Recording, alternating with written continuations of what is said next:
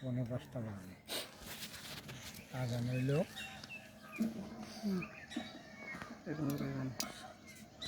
৪৮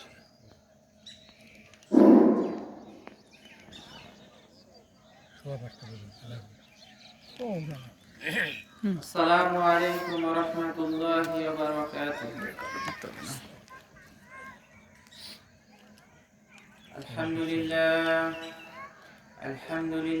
ওয়া নাহমাদুহু ওয়া নাস্তাঈনুহু ওয়া নাস্তাগফিরুহ ওয়া নাউযু বিল্লাহি মিন শুরুরি আনফুসিনা ওয়া মিন সাইয়্যাতি আমালিনা মান ইয়াহদিহিল্লাহু ফালা মুদিল্লা লাহু ওয়া মান ইউদ্লিলহু ফালা হাদিয়া লাহু ونشهد أن لا إله إلا الله وحده لا شريك له وأشهد أن محمدا عبده ورسوله. اللهم صل وسلم على النبي الأمي وعلى آله وسلم تسليما. وقال تعالى: وما أرسلنا من قبلك من رسول إلا نوحي إليه أنه لا إله إلا أنا فاعبدون. وقال تعالى: قال إني عبد الله آتاني الكتاب وجعلني نبيا وجعلني مباركا أينما كنت وأوصاني بالصلاة والزكاة ما دمت حيا.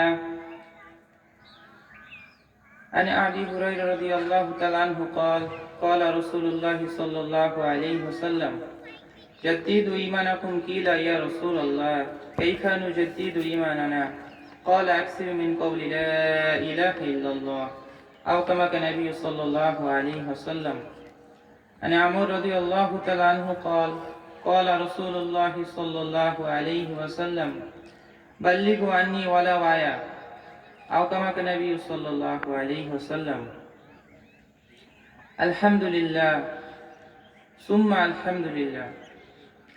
আল্লাহ পাকের অশেষ মেহেরবানি, অশেষ রহমত যে আল্লাহ তাআলা আমাদেরকে আসরের 4 রাকাত ফরজ নামাজ জামাতে শরীক আদায় করার তৌফিক দিয়েছে, যে মহান রব্বুল আলামিনের হুকুম পুরো করার তৌফিক দিয়েছে, যে এরপরে আল্লাহ তাআলা আমাদেরকে এক ছোট মজলিসে বসার তৌফিক দিয়েছে, যেই জন্য মহান রব্বুল দরবারে শুকরিয়া আদায় করি আলহামদুলিল্লাহ।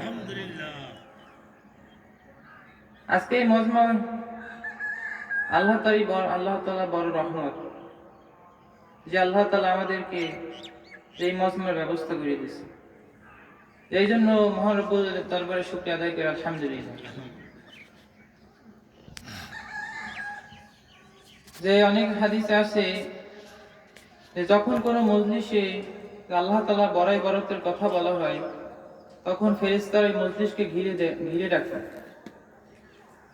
এরপরে ফেরেশতারা আল্লাহ তাআলা যখন ডাকে তাদেরকে, তো তখন আল্লাহ তাআলা জিজ্ঞেস করে, হে ফেরেশতারা ওইখানে কি হইতেছে?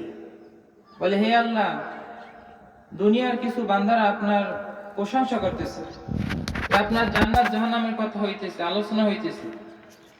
তখন আল্লাহ তাআলা বলেন যে তারা কি জান্নাত জাহান্নাম দেখছে? বলে, না, তারা তো নিজ চোখে দেখে নাই। এরপর বলে, আপনার এরকম বড়াই বরত্বের কথা হইতেছে, বলে সেই মহান রব্বুল আলামিনকে কি তারা দেখছে? বলে, না, দেখে নাই। তো ফেরেশতারা যাও, এই মজমা শেষ হওয়ার সাথে সাথে ঘোষণা করে দাও যে আমি তাদের পেছনে সমস্ত গুনাহ মাফ করে দেব। এজন্য ভাই, যে আল্লাহ তাআলার বড় নিয়ামত হচ্ছে সুস্থতা। যে একটা মানুষ হসপিটালে বুঝতেছে যে সুস্থতা কি নিয়ামত।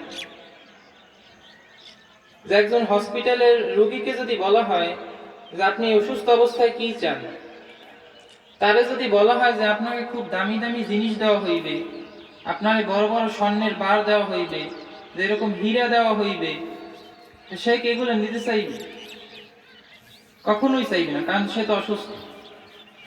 তারে যদি বলা হয় যে আপনাকে এরকম বিদেশের যত বড় বড় এরকম দামি দামি খাবার আছে আপনার সামনে পেশ করা হোক, সে কখনোই খাইতে চাইবে না, কারণ সে অসুস্থ।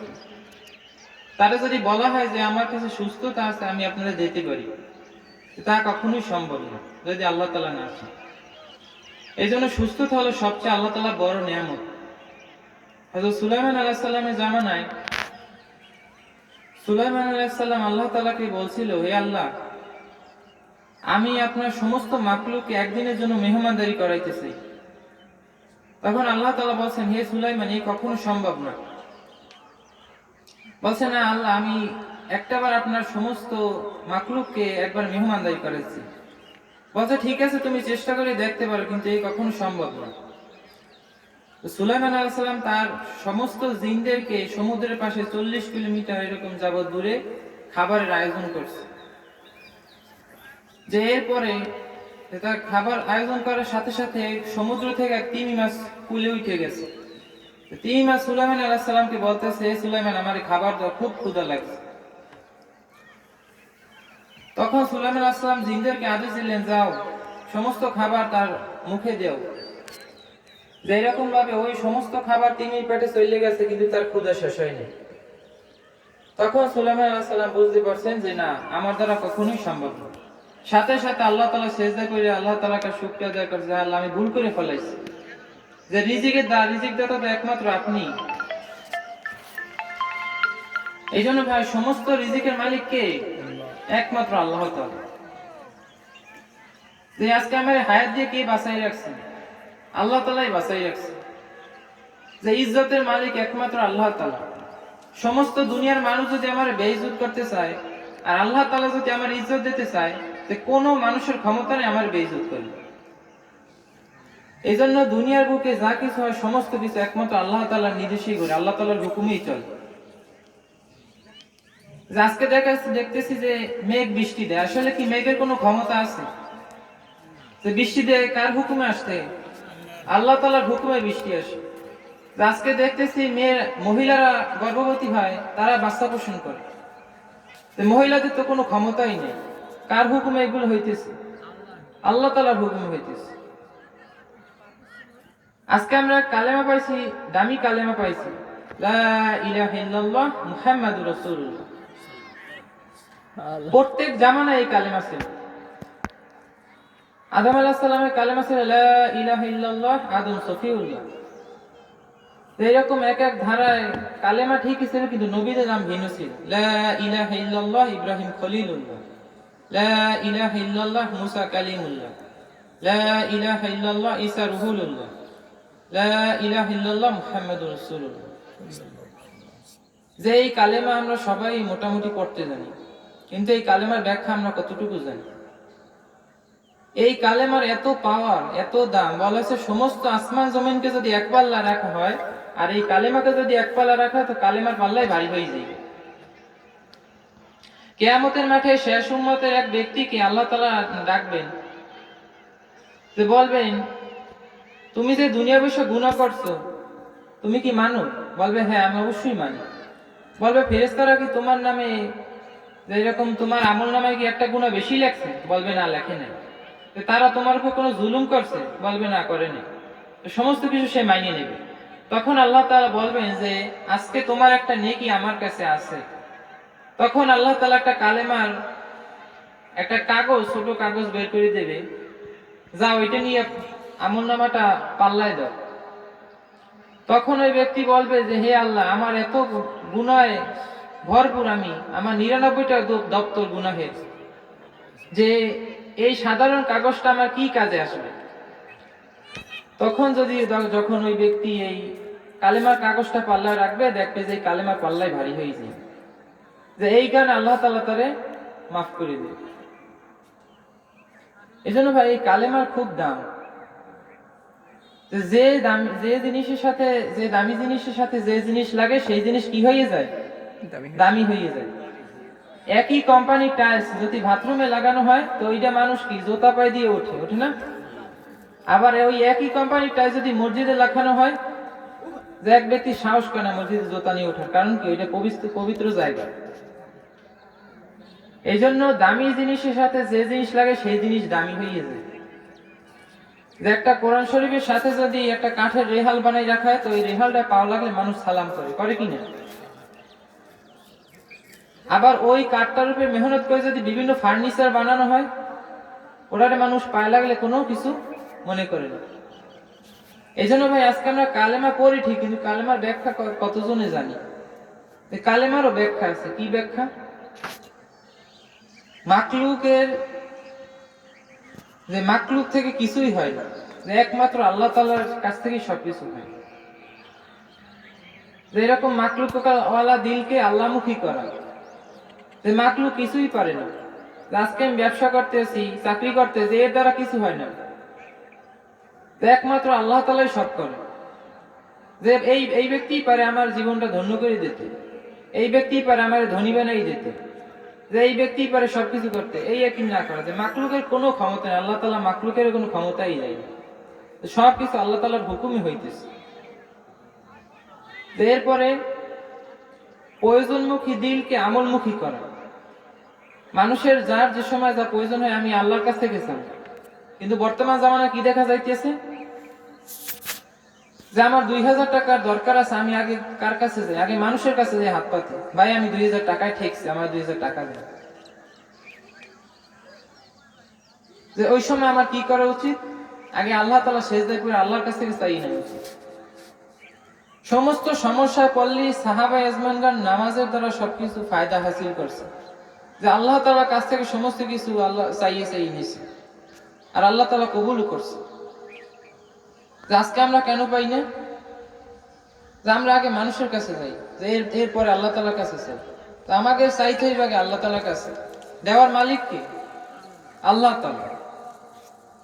তো অনেক মানুষ বইলে ফেলায় যে আজকে ডাক্তারটা না থাকলে আমার ছেলেটা বাঁচত না।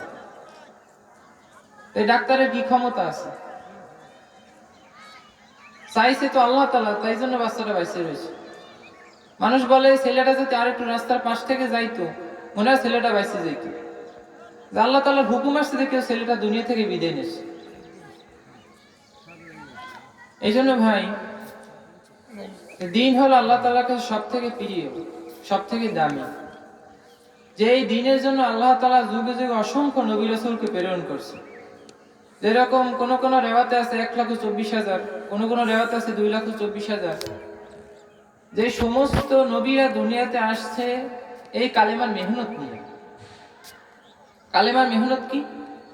যে মানুষ যে জিনিসের উপর মেহনত করে সে সেই জিনিসকে দামি বানাই ফেলে, আল্লাহ তাআলা সেই জিনিসকে দামি বানাই দেয়। আজকে ব্যবসার উপরে মেহনত করবেন, তো এই ব্যবসাটা আস্তে আস্তে কি হবে? উন্নত হবে। আজকে আপনি একটা জমির উপরে মেহনত করবেন, ওই জমিটা কি আবার ভালো হইবে। যে মানুষ যে জিনিসের উপরে কষ্ট করবে ওই জিনিসে কি সে তার ফল পাইবে। এই জন্য আল্লাহ তাআলা কোরআনে বলেন মানুষ তো তাই পায় যা সে চেষ্টা করে। এই জন্য আমাদের কালেমার উপর মেহনত করা দরকার। দরকার কি না ভাই? এই কালেমার উপর মেহনত করা দরকার। এই কালেমা আমার দিলে বসানো দরকার। যে এই কালেমা আমি কিরকম দিলে বসাবো? এই কালেমা শুধু পড়ার জন্য আল্লাহ তাআলা দেন, এই কালেমার মেহনতের জন্য দুনিয়াতে পাঠাইছে। যে আমরা কার উম্মত ভাই? হযরত মুহাম্মদ সাল্লাল্লাহু আলাইহি ওয়াসাল্লামের উম্মত। আমরা কোন ঈসা নবীর উম্মত না, আমরা কোন মুসা নবীর উম্মত না, আমরা কোন আদম আলাইহিস সালামের উম্মত না, আমরা সর্বশ্রেষ্ঠ হযরত মুহাম্মদ সাল্লাল্লাহু আলাইহি ওয়াসাল্লামের উম্মত। সমস্ত নবীদের কাজ ছিল দাওয়াত দেওয়া। শুধু একজন ব্যক্তি, সমস্ত নবীদের কাজ ছিল দাওয়াত দেওয়া, আর উম্মতের কাজ ছিল তারা শুধু আবেদগিরি করবে, বন্দেগী করবে আল্লাহ তাআলা। আর এই সর্বশ্রেষ্ঠ উম্মতের কাজ কি? যে তারা নিজেরাও নেকামল করবে, অন্যরাও নেকামলে দাওয়াত দেবে। আর আজকে এই জামানার মানুষ কি করতেছে? যে তারা 5 ওয়াক্ত নামাজ পড়তেছে, হজ করতেছে, যাকাতের সময় যাকাত দিতেছে, নামাজ পড়তেছে, মাশাআল্লাহ আলহামদুলিল্লাহ দিনের উপরে আছে। কিন্তু মানুষ, শয়তান মানুষকে এইভাবে বুঝাইতেছে যে তুমি তো দিনের পথে আসো, তোমার আর বাড়তি কিছু লাগে না। যে মানুষের নেক সুরতে শয়তান ধোঁকা দিতেছে, তুমি নামাজ পড়ো, হালাল করো, সৎ কাজ করো, ব্যাস এইটুকুই যথেষ্ট। এটা শয়তান কি ধোঁকা দিল? যে দুনিয়া টুকটাক, আখেরাত ঠিকঠাক, আর আখেরাত টুকটাক, দুনিয়া ঠিকঠাক। এজন্য ভাই আমাদের আখেরাতের দিক রুজু হওয়া। যেটা বলতেছিলাম যে এই দুনিয়া খালি নামাজ রোজা হজ যাকাত করতে আসিনি, যে দাওয়াতি মেহনতের এক কাজের জিম্মাদার আল্লাহ তাআলা আমাদেরকে দিয়েছে। কোরআনে আল্লাহ তাআলা বলে দিয়েছেন তোমাদের ভিতরে এমন একটা জামাত থাকা দরকার যারা সৎ কাজে আদেশ করবে অসৎ কাজকে নিষেধ করবে, আর এরাই সফল হবে। সূরা আল ইমরান 104 নম্বর আয়াতে আল্লাহ তাআলা বলতেছে। এই কথা কাদেরকে বলছেন? শুধু আলেমদেরকে বলছেন যে আলেমরা এরকম স্টেজে আসবে আর এরকম বয়ান করবে, মানুষের নসিহত করবে? তো এই কথা তো শুধু আলেমদেরকে বলেন, সমস্ত উম্মতের বলছে। আর সমস্ত উম্মত কারা? যে শুধু আলেমরা একজন কৃষিজীবী, একজন ব্যানগাড়ি চালক, যে একজন খামারি, সমস্ত মানুষের কাজ, এই কাজ হলো সমস্ত মানুষের। যে জিম্মেদারি আদায় করে, আল্লাহ তাআলা দায়িত্ব সম্পর্কে জিজ্ঞাসিত করবেন কিয়ামতের মাঠে, যে তুমি একলা একলা নামাজ বন্দেগী করছো, কিন্তু অপর ভাই তো জাহান্নামে গেছে, তো তাদের কেন দাওয়াত দাও না? দেখা গেছে আমি মাশাআল্লাহ 5 ওয়াক্ত নামাজ পড়ে আমি সুন্নত লেবাসে আছি মাশাআল্লাহ, কিন্তু আমার একটা প্রতিবেশী ছেলে, তারা নামাজে আসে না, তারা এরকম দিন উপরে চলে না, যে এর ভার কে নেবে? এদের কাছে কারা যাইবে? যে মসজিদে যখন আজান দেয়, তখন কোন হিন্দু খ্রিস্টান কি বলে তোমাদের মসজিদে আজান দিছে, যাও নামাজটা পড়ে আসো? কেউ কি বলে? এই জন্য আমাদের মানুষের দ্বারে দ্বারে যাইয়া মানুষকে দাওয়াত দেওয়া দরকার। বলা হয়েছে দাওয়াত থাকবে তো দিন থাকবে, দিন থাকবে তো আল্লাহ তাআলা দুনিয়াকে অতদিন পর্যন্ত ঠিক রাখবে। এই দাওয়াত বন্ধ হয়ে যাইবে, যে মানুষ কালেমাকে এরকম কালেমা পড়তে জানবে না, যে আল্লাহ তাআলা দুনিয়ার নিজামকে ঠিক রাখবেন না, কিয়ামত আনিয়ে দেবেন। এই জন্য দাওয়াত যতদিন থাকবে মসজিদে মুসল্লি থাকবে, দাওয়াত যতদিন থাকবে কাবা শরীফে হাজি পাওয়া যাইবে, দাওয়াত যতদিন থাকবে মাদ্রাসায় এরকম ছাত্র পাওয়া যাইবে। দাওয়াত বন্ধ হয়ে যাবে, দ্বীনি কাজও বন্ধ হয়ে যাবে। এই জন্য আজকে পুরো বিশ্বের ভিতরে একটা কাজ চলতেছে, দাওয়াত তাবলীগের মেহনত। যে তারা কি করে, নিজের খাই নিজে পড়ে এরা মসজিদে যায়, বিভিন্ন এলাকায় যে মানুষের দিনের দিকে ডাকে। যে এরা যখন মসজিদে আসে, মানুষের কাছে কোনো বিনিময় চাইতে আসে না, তারা কি চায়? একমাত্র আল্লাহ তাআলার সন্তুষ্টি। এইটা এমন একটা দল যে কোনো নোট নাই, ভোট নাই, চান্দা নাই, ধান্দা নাই, পেট নাই, সমাজ নাই, রোজ নাই, সৌজন্য নাই, যে আছে একমাত্র আল্লাহ তাআলার সন্তুষ্টি। এই জন্য ভাই, যে আমাদের খুব চিন্তা ভাবনা করা দরকার যে আল্লাহ তাআলা আমার কি জন্য পাঠাইল? শুধু ইবাদত করার জন্য কি পাঠাইছে? যে সামান্য একটা ছেলেকে যদি আমি দিনের উপরে উঠাইতে পারি, যে এই ছেলেরা আলহামদুলিল্লাহ নামাজ হয়ে গেল, এরপরে বিয়ে শাদী করলো, তারাও দিনের উপর উঠলো, পরিবার বর্গ যারা আছে ঘরে মেয়েতে তালিম চালু হয়ে গেল, তারাও দিনের উপর উঠলো, পর্দাপ্রসিদ্ধ হয়ে গেল, তারা হজ করলো, ছেলেটাকে হাফেজ বানাইলো। দেখা গেছে এরপরে ওই ব্যক্তিটা যে এই ছেলেরা এরকম দিনের উপরে উঠাইছে আস্তে আস্তে, যে এই ব্যক্তিটা এক পর্যায়ে মারা গেল। যে এই ছেলে সন্তান যা করছে, এই স্ত্রীর পরিবার বর্গ সমস্ত একটা সওয়াব তার ওই কবরের ভিতরে বিকাশের মতো যাইতে থাকবে। এই জন্য এই কাজ হচ্ছে একটা ব্যবসা। এই জন্য আমাদের খুব চিন্তা ভাবনা করা দরকার ভাই। আজকে আমাদের শয়তান বুঝাই রাখছে যে তোমরা শুধু নামাজ পড়ো আর দিনের কিছু স্তম্ভ পালন করো, বাকিগুলো আমার ভিতরে কিভাবে আসবে?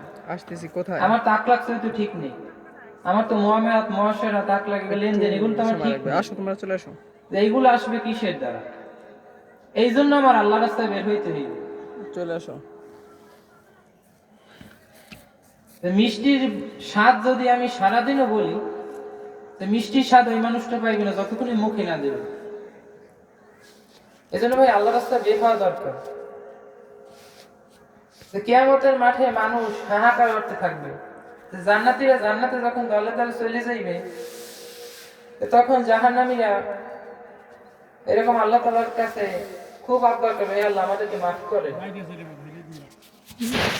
তো তখন তাদেরকে এরকম শিকল দিয়ে জাহান্নামের দিকে হেঁচড়াইতে হেঁচড়াইতে টানতে টানতে নেওয়া হইবে। যখন রক্ষীরা তাদেরকে জাহান্নামে ফেলবে, তখন রক্ষীরা জিজ্ঞেস করবে, তোমাদের কাছে কি কোনো সতর্ককারী আসে নাই? তোমাদের কাছে কি এরকম দিনই কোনো লোক আসে নাই? তোমাদের কাছে কি দিন পৌঁছায় নাই? তোমাদের কাছে কি কোনো নসিহতের লোক আসে নাই? বলবে হে আল্লাহ, আমাদের কাছে এসেছিল কিন্তু আমরা তাদেরকে মানি নে, তাদের কথাকে শুনি নে। তখন তারা এরকম খুব আফসোস করবে। কিয়ামতের মাঠে তার হাতের সামনে ছিটে ছিটে খাইতে থাকবে, আফসোস করবে, হায় আমি কেন দিনের উপর চললাম, হায় আমি কেন হুজুর পাক সাল্লাল্লাহু আলাইহি ওয়াসাল্লামের তরিকায় চললাম, আফসোস করবে।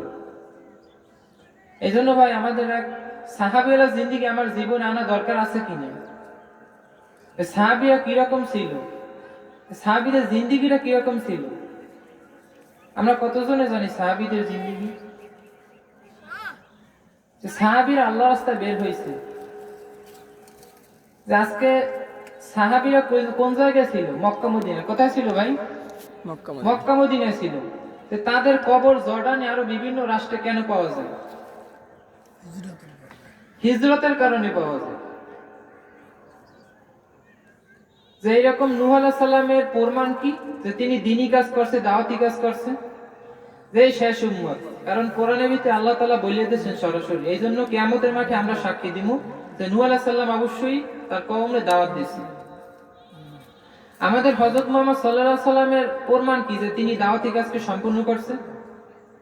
যে এর প্রমাণ আছে একমাত্র স্বয়ং আল্লাহ তাআলা। বিদায় হজের ভাষণে তিনি যখন এরকম লক্ষ সাহাবীকে নসিহত করছেন, হে সাহাবীরা, আমি কি পরিপূর্ণ দিন তোমাদেরকে পৌঁছাইতে পারছি? সমস্ত সাহাবীরা বলছে, ইয়া রাসূলুল্লাহ, আপনি শুধু দিনকে পৌঁছান নাই, আমাদেরকে হাতে কলমে শিখাই দিয়ে গেছেন। তখন আল্লাহ তাআলাকে সাক্ষী আছে, হে আল্লাহ, আপনি আজকে সাক্ষী থাকেন। তার প্রমাণ কি রয়ে গেল? আল্লাহ তাআলা নিজে সাক্ষী। এবং সাহাবায়ে আজমানগণ যে দাওয়াতি মেহনতের কাজ করছে, তাদের প্রমাণ কি? তাদের প্রমাণ আছে তাদের কবরগুলো।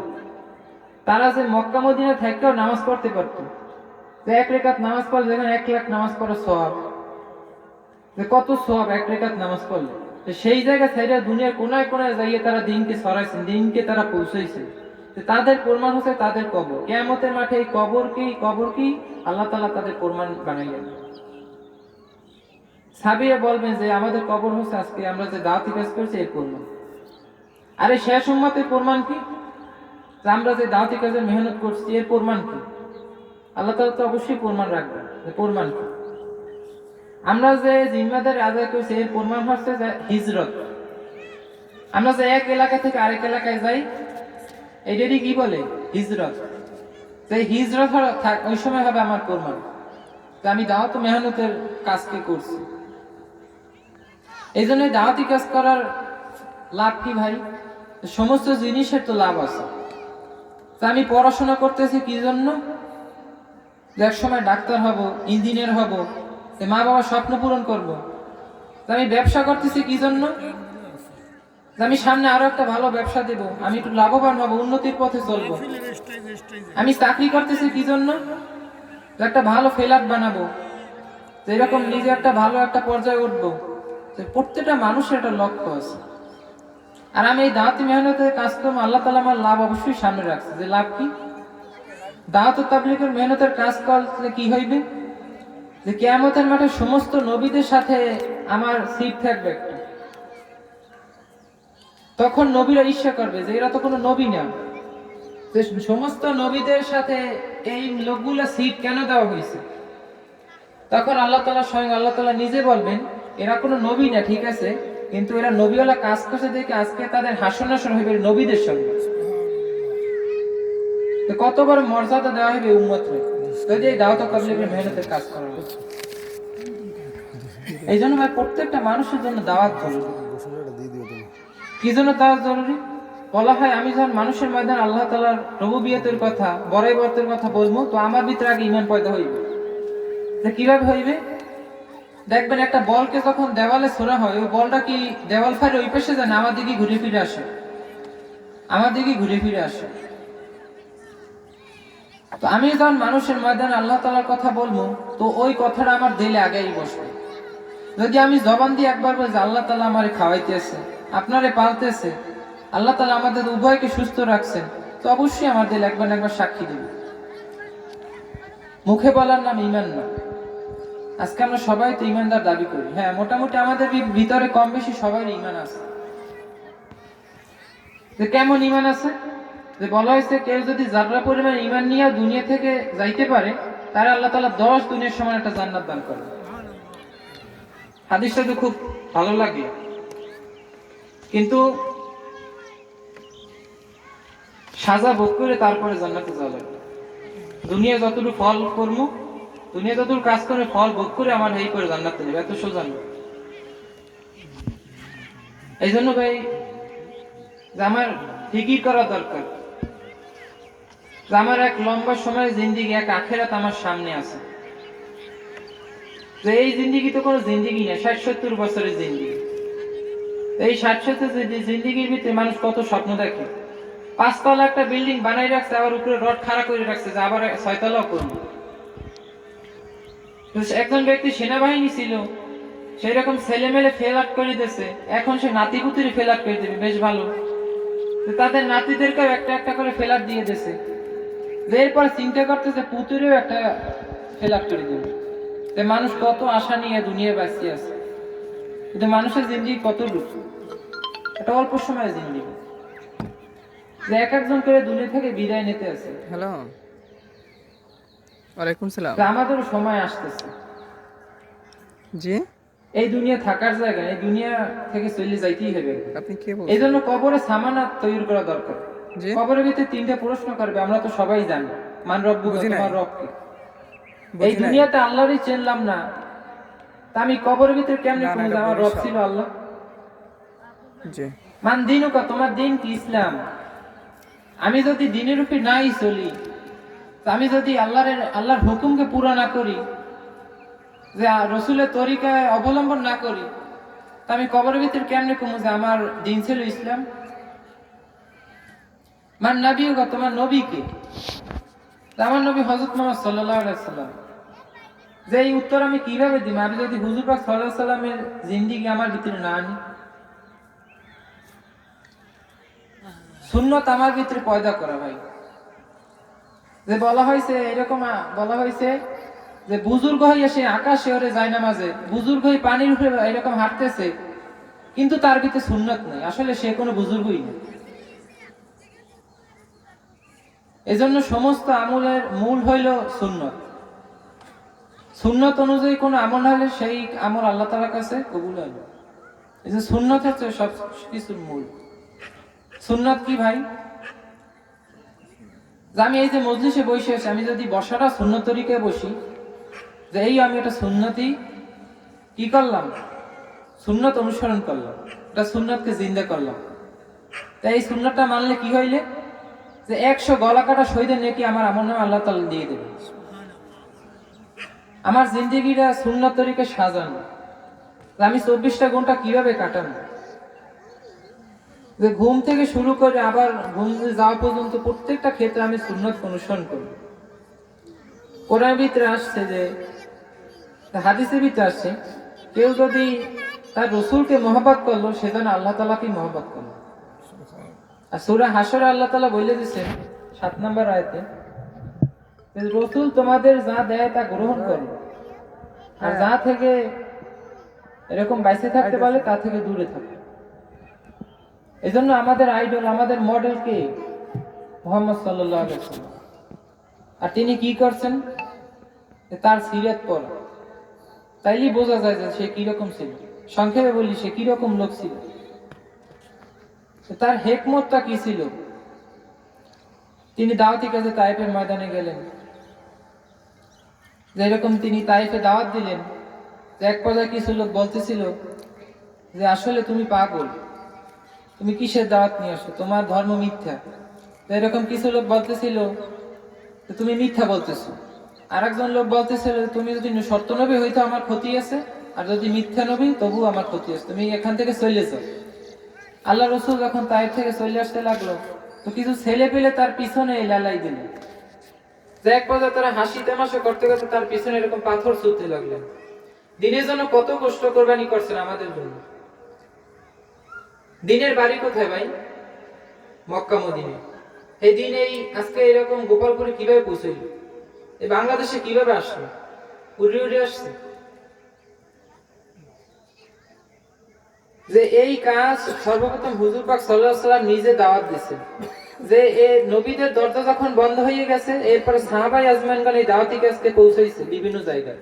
সাহাবায়ে আজমানগণ যখন এরকম আল্লাহ তাআলা দরজা বন্ধ করে দিয়েছে, তখন তাবিঈন এই দাওয়াতি কাজকে করছেন। আজকে এই যে বাগেরহাটে হাসান আলী, এরপরে গেছিলাম রাজশাহীতে শাহ মাকদুম রহমাতুল্লাহ আলাইহ, কুমিরে পিঠে চলে আসছে।